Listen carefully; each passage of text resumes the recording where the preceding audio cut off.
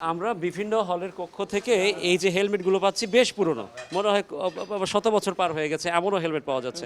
আপনার কাছে কি মনে হয় এই হেলমেটগুলো বাইক চালাতেন তারা এই কাজে? না, একটা বাইকের সাথে একটা হেলমেট হলে হয়, বা একজন চালকের সাথে। এই আমাদের হলগুলোতে যে পরিমাণ হেলমেট আছে, মানে তারা সন্ত্রাসী কার্যক্রম পরিচালনা করার জন্য এই হেলমেটগুলো ব্যবহার করতো তাদের হেলমেটের সুবিধা কি বলেন তো? সুবিধা হচ্ছে মানে তারা নিজেরা সেফ থাকবে এবং হচ্ছে অন্যদের উপর আঘাত করতে পারবে। আরেকটা সুবিধা তো আছে, নিজের পরিচয় লুকানো। ও ও, সেটা সবচেয়ে বড় আমরা সুবিধা। গণমাধ্যম কর্মীরা বিভিন্ন আন্দোলন আপনারা বা তো জানেন এতে গেলে আমরা কিন্তু এই হেলমেট পরে যদি কেউ অস্ত্র দিয়েও যদি আগ্নেয়াস্ত্র ব্যবহার করে তার কিন্তু পরিচয় পাওয়া যায় না, খুব পরিচয় কষ্ট শনাক্ত করতে হয়। অনেক কষ্ট হয়, যেটা নিউ মার্কেট ঢাকাগুলো সংঘর্ষের সময় এরকম একটা ইয়ে হয়েছিল।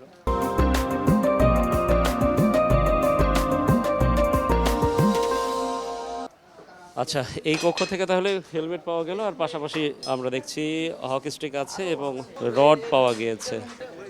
যেটি বলছিলাম যে শুধু সাধারণ হেলমেট নয়, এই হেলমেটের ভেতর দিয়ে কিন্তু আমরা এতগুলো হেলমেটের মধ্যে কিন্তু একটা পুলিশের হেলমেটও কিন্তু পাওয়া গিয়েছে। অর্থাৎ পুলিশের হেলমেট কিভাবে একটি কলেজের শিক্ষার্থীদের হলে এবং হলের রুম থেকে বের হয় সেটিও কিন্তু প্রশ্ন রয়েছে।